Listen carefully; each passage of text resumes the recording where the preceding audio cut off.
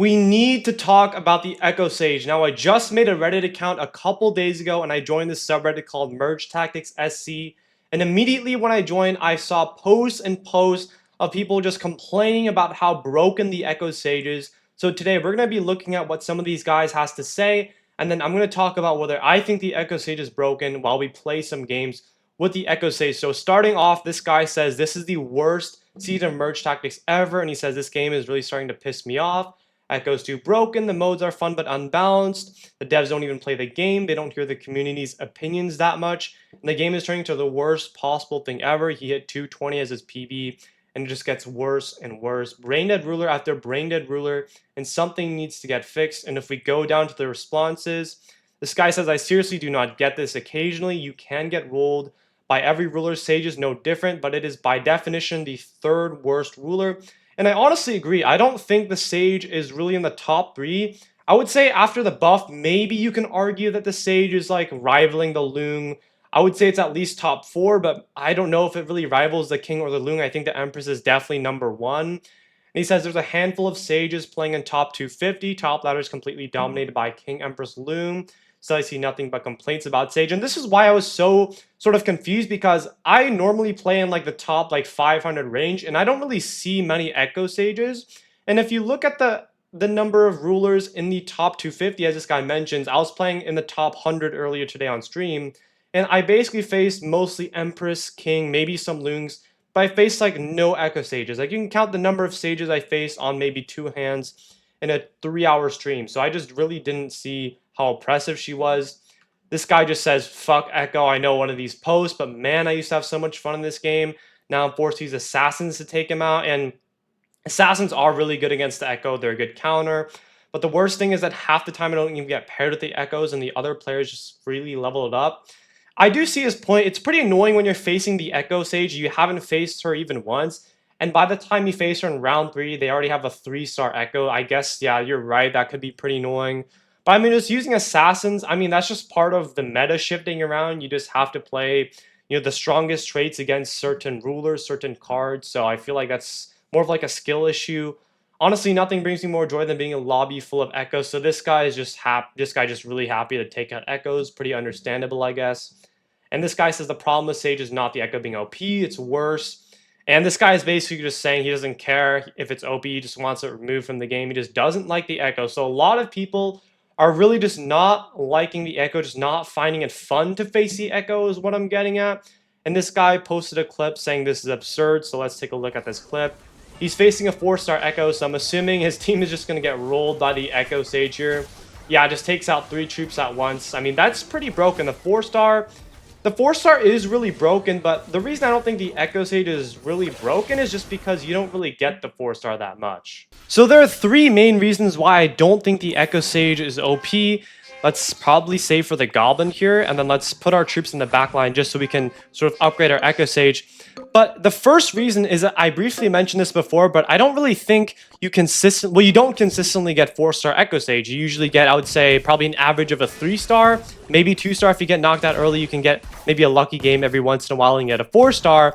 But in most cases, I would say you average a 3-star, and I just don't think, well, objectively speaking, that 3-star is not enough in pretty much all cases to actually rival, one of the top teams in your lobby if you're facing competent opponents. And the 3-star just gets out very early. If you're facing players who know what they're doing, if you face a good Empress player who knows how to farm Elixir very efficiently, very quickly, if you're facing a King player that takes those calculated losses and farms up a very good team, that 3-star just simply will not cut it. And even in the case that you do get a 4-star Echo Sage, it's just not enough. In some cases, you do just sweep your opponent.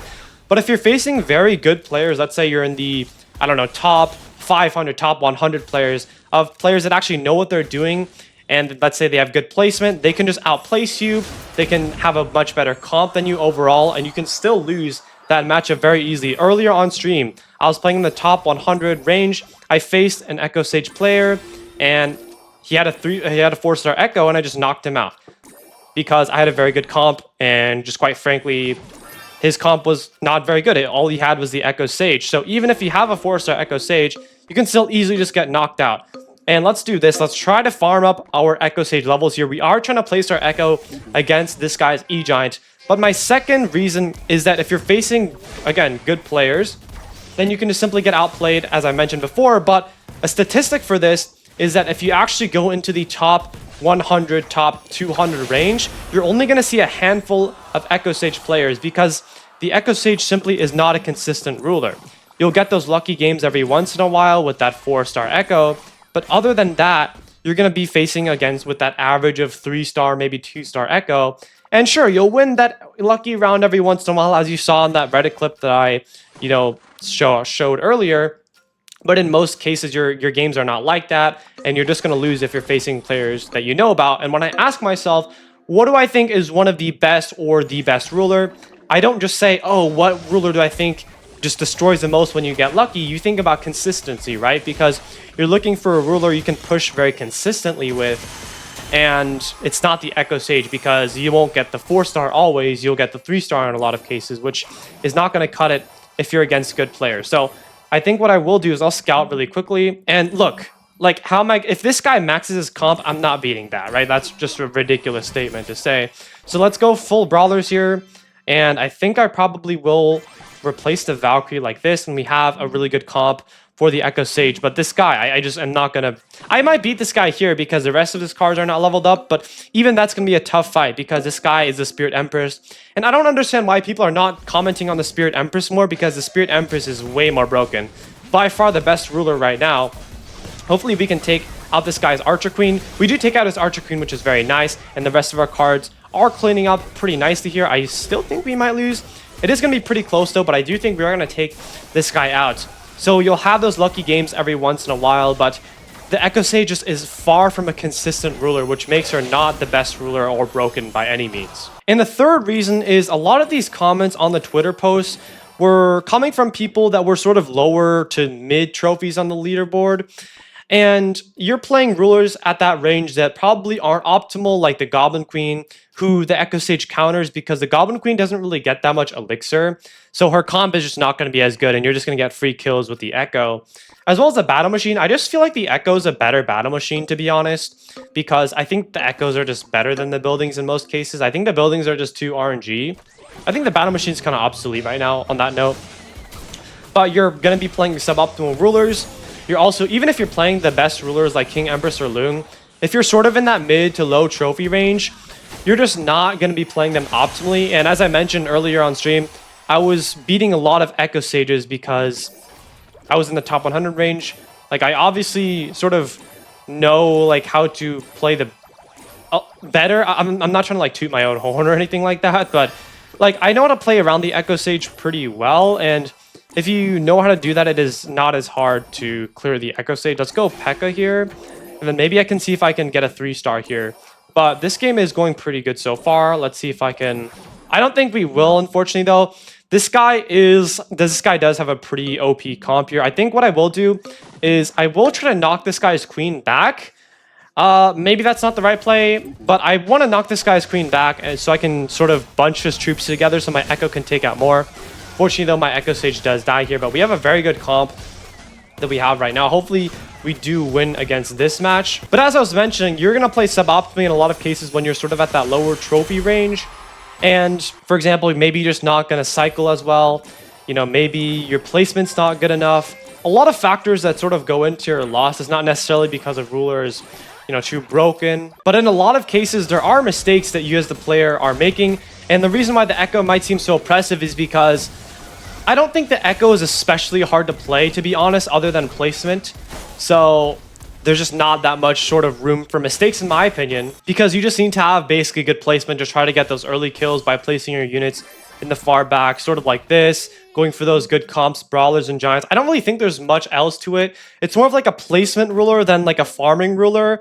And I think placement is easier than farming. It's easier to not screw up is my point. And even in that last game, we did win, yes, but it was a very once in a while game. It's not a game you would always get because 4-star Echo, I got a very good comp. I was able to 3-star my Barb, got the Brawler comp as well.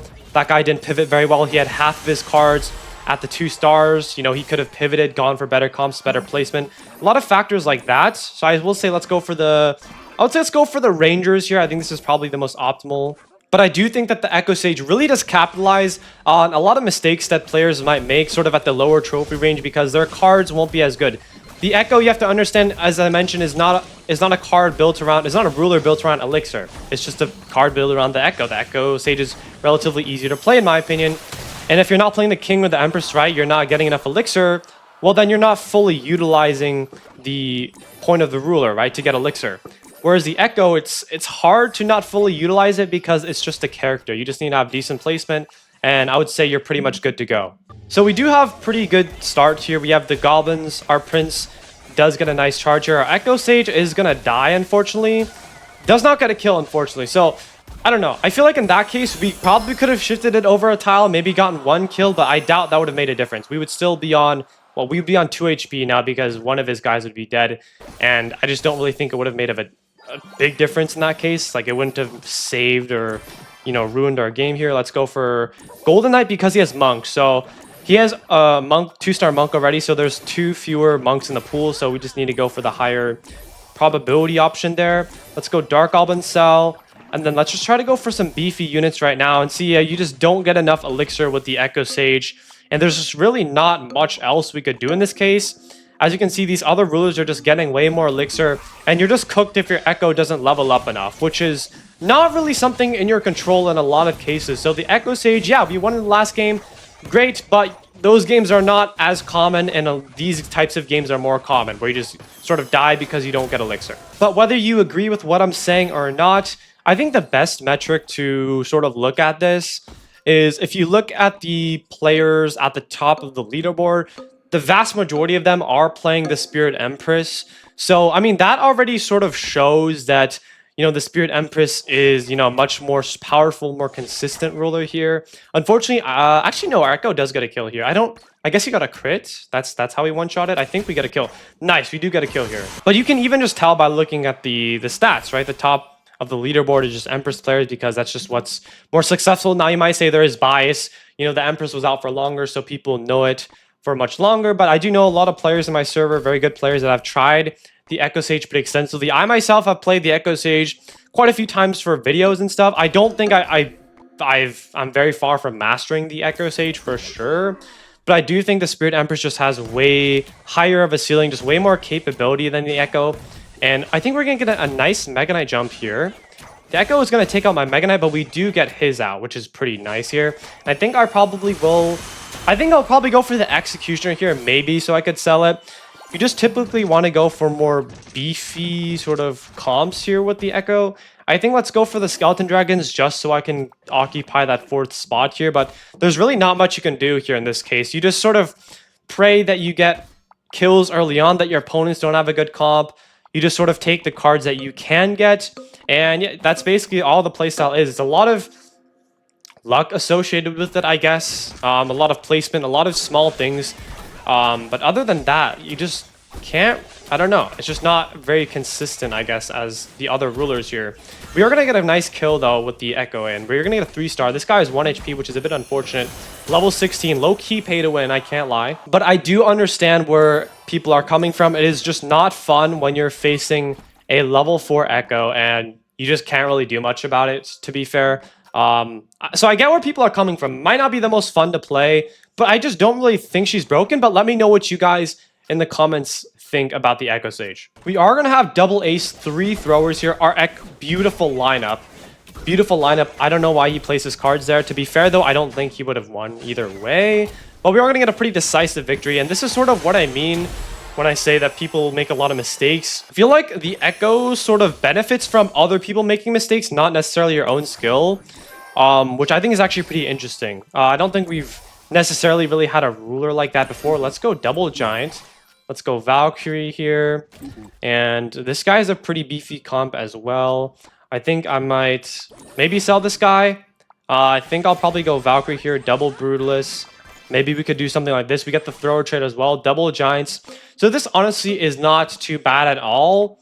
But I do think the Echo sort of benefits, yeah, from other people's mistakes, which is really interesting. And the reason I think a lot of people are tilted is just because of just sort of the mistakes they make early on. I'm not saying that I don't make mistakes. I make a lot of mistakes as well. But I just think that's sort of why people perceive the Echo as really OP. We do take out the Echo, nice, and we do get another hit here. So we do take out this Echo Sage here, and we are up against the Loon player here. So I do hope that we win. Let's go for the RG here. Let's go, I would say let's go P.E.K.K.A. We do get the double P.E.K.K.A. And then I think I might just stop there. I think I might actually sell this guy. We get Brutalist plus Clan, so we get another bonus trait. But if you are struggling against playing the Echo Sage, my #1 tip would definitely be to get a nice mix of melee and range units, because if you're facing a 4-star Echo and you're all melee units, you're kind of cooked here. We do take out that dude. We have a 4-star Echo Sage, so this is going to be super good. We're going to take out 2 more troops as well. But if you have a good mix, we're on 1 HP actually. That is kind of insane.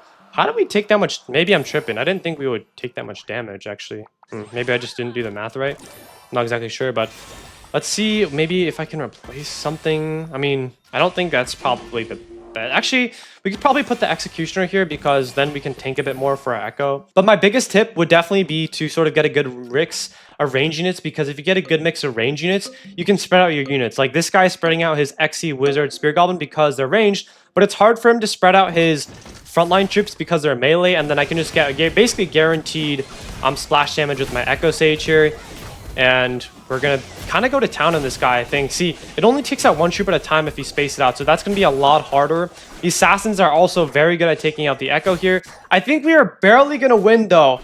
I think we're barely gonna win. Nice, we take that guy out. We're at 1 HP. This is honestly a really close match here, but we only do 1 damage against that guy. So that's kind of a bit tough. But I do think consistency is one big part of merge tactics. I think there's 2 ways to go with this. You can either make it more RNG, more inconsistent, so that when people actually get a lucky round, they're like, wow, that was really fun. Let me just keep... It's sort of like a gambling mentality, which is pretty attractive for a game mode. Or you can make it more consistent, which, in my opinion, would make it less infuriating when people have these lucky rounds.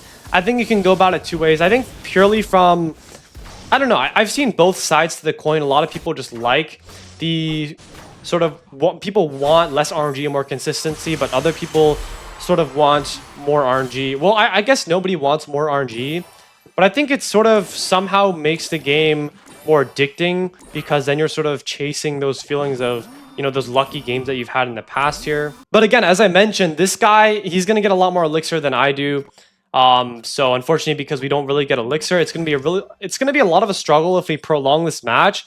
So I feel like I am just going to lose this match, to be honest here. Let's do something like this. He does have a lot of frontline units though, but he has a 3-star Executioner.